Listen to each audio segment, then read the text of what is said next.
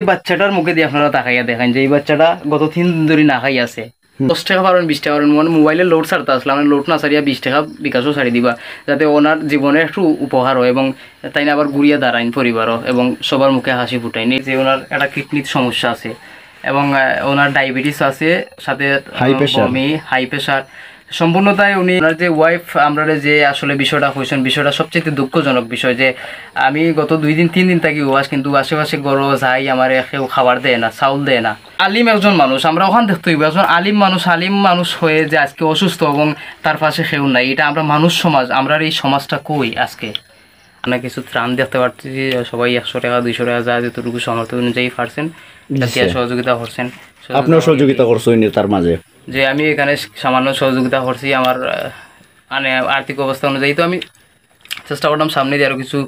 সাহায্য তাই দেয়া করার এবং আমার উদ্যোগ আছে এবং আমি চাইবো যেখানে যারা সহযোগিতা করছেন এ বিষয়ে লইয়া আসলে তারা হলে যে আজকে সহযোগিতা করিয়া যে তারা গৌরব বইতা কথা নাই, আমার বিশ্বাস আছে তারাও আগামী দিনলাই ইনশাআল্লাহ আরো ডেভেলপ করার লাগে আমরা চেষ্টা করব এবং আজকের যে খানি এবং ত্রাণ এটা আসলে বিশেষ করে এটা একদিন হয়তো 2 দিন বা 7 দিন খাইলে এটা বিষয় নাই, বিষয়টা হচ্ছে যে ওনার চিকিৎসা প্রয়োজন, অবশ্যই চিকিৎসার প্রয়োজন। উনি বাস্তবে উনি এই পরিবারে কিন্তু হাল ধরার প্রধান একজন পরিবারের প্রধান, ওনার কারণে উনি অসুস্থ হয়েছেন বলতে ওনার পুরা ফ্যামিলি অসুস্থ অবশ্যই, কারণ উনি সুস্থ না হইলে ওনার ফ্যামিলি সুস্থ হবে না, কারণ ওইলা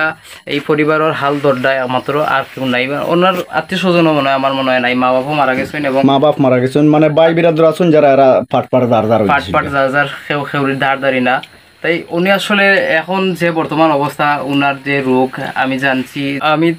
হুজুরকে আমি চিনি অনেক আগ থাকি, আমাদের মসজিদে ইমামতি করছেন, দীর্ঘদিন এখানে ওয়াজ মাহফিলও করছেন নিজের টাকা দিয়া এবং সামর্থ্যও আছিল এবং আমাদের পরিচিত মানে আমার উস্তাদ, আমি ওনার সাথে মক্তবে পড়তাম, উনি আমার মক্তবে পড়াইতো। 1 থেকে 1.5 মাস ধরিয়া তাই গরো এখন আসেন, গতকালকে তাই দৌড়াদৌড়ি করিয়া হসপিটাল নেওয়া হয়েছে, হসপিটাল নেওয়ার পরে এখান থেকে তাইনটে খোলাগুড়া থাকি মনে হয় তাইনটে মৌলভীবাজার ট্রান্সফার করা হয়েছে, কিন্তু মৌলভীবাজার টেকার অভাবে তাই ভর্তি দিতে পারছেন না, এটা আমরা হয়েছেন এবং ওনার যে ফ্যামিলি ওনার যে ওয়াইফ আমরা যে আসলে বিষয়টা হয়েছেন, বিষয়টা সবচেয়ে দুঃখজনক বিষয় যে আমি গত 2 দিন 3 দিন থাকি ওয়াশ, কিন্তু আশেপাশে গরো যাই আমার কেউ খাবার দেয় না, চাউল দেয় না, এটা আমার কাছে খুব একটা দুঃখজনক বিষয়। এটা আসলে আমরা মানুষ খেললেই মানুষ, আমরা মানুষের জন্য একজনের বিপদে আরেকজনের। সর্বশেষ কথা যে উনি একজন আলিম মানুষ, উনি আসলে সব সময় মানুষের স্বার্থে কাজ করছে এবং ওয়াজ মাহফিল নিজে একটা মাহফিল করাইতো এবং বিভিন্ন জায়গায় মাহফিল করাইতো মানুষের কাছে সহযোগিতা নিয়ে এবং নিজের যা আর্থিক অবস্থার উপরে তো এই জন্য এই আলিম একজন মানুষ, আমরা ওখান দেখতে হইব একজন আলিম মানুষ হয়ে যে আজকে অসুস্থ এবং তার পাশে কেউ নাই, এটা আমরা মানুষ সমাজ, আমরা এই সমাজটা কই আজকে